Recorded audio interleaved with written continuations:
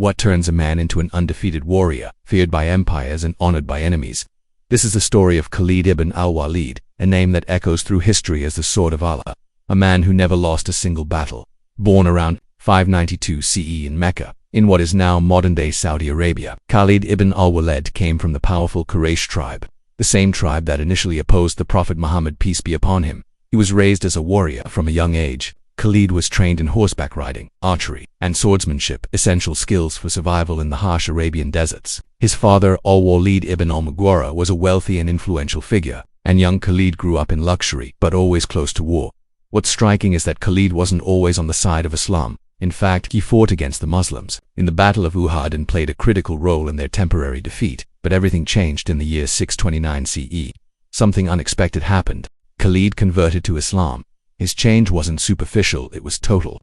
And within weeks of joining the Muslim forces, he became one of their top generals. His first major victory came at the Battle of Mu'tah, a battle against the Byzantine Empire. Despite being outnumbered almost 10-1, Khalid's tactics saved the Muslim army from complete destruction. It was here that he broke 9 swords in combat, earning him the title the Sword of Allah. From there he led campaign after campaign. At the Battle of Yamama, he crushed the forces of a false prophet. In Iraq, he defeated the Persians at the Battle of Olay, reportedly damming a river with enemy bodies, and in Syria, at the Battle of Yarmouk, he faced the full might of the Eastern Roman Empire, and won. Khalid ibn al-Walid never lost a battle, not once. That's more than 100 battles in total against the world's most powerful armies. But it wasn't brute force that made him legendary.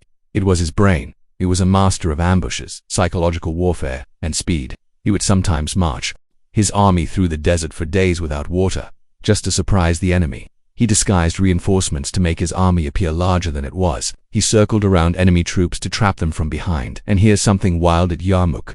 He used chains to tie Muslim soldiers together so none would retreat. It was fight or die trying. But here's where it gets mysterious.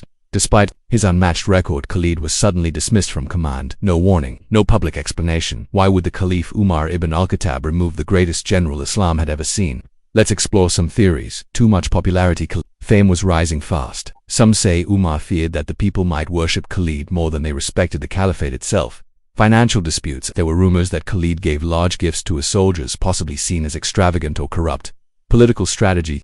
Umar may have wanted to prove that victory comes from faith and unity, not from a single man, even if that man was undefeated, overstepping authority. It's believed Khalid sometimes acted without waiting for approval. A military genius, yes, but also a lone wolf. Divine humility. Some scholars believe the dismissal was intended to humble the Muslim nation, a reminder that no human, however powerful, is above divine command. What's certain is that Khalid obeyed the order without protest. He stepped down and disappeared from public life. Khalid ibn al-Walid died in 642 CE in Homs, Syria, not on a battlefield, but in bed. A man who craved martyrdom, yet never got it on his deathbed. He's reported to have said, "I've fought in so many battles, yet here I die on my bed like a camel." May the eyes of cowards never sleep. His grave still lies in Homs today, visited by thousands every year. Modern historians and military experts continue to study his tactics in war colleges and leadership courses, in documentaries, books, and even video games. His legacy is larger than life. So what made Khalid ibn al-Walid the most legendary warrior?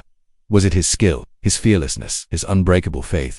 Or was it something deeper, a destiny he was born to fulfill? Let us know your thoughts in the comments. Do you think his removal from power was fair, or a political mistake?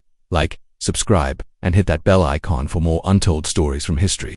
And remember, even the greatest warriors are judged not just by the battles they win, but by how they end their fight.